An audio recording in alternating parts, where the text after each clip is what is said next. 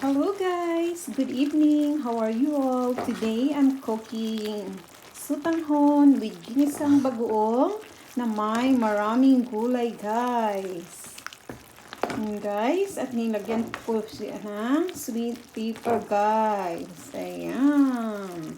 Sobrang sarap ang isang buwan to na ulam guys.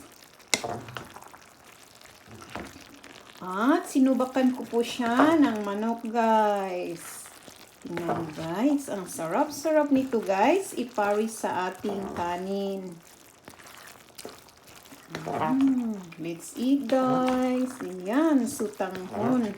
Pero hindi ko po to pwede dalhin sa aking trabaho guys kasi meron po siyang meron po siyang ginisang bagoong at mabaho po siya guys, kaya sa bahay ko lang po to kainin.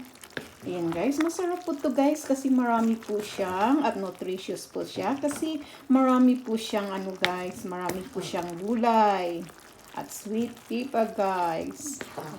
At meron po siya nilagay.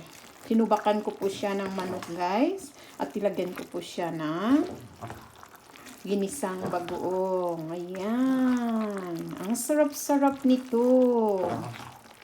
Kumakain tayo, guys. Enjoy. God bless you all, guys. And don't lose hope and never give up. Thank you for watching, guys. Love you all.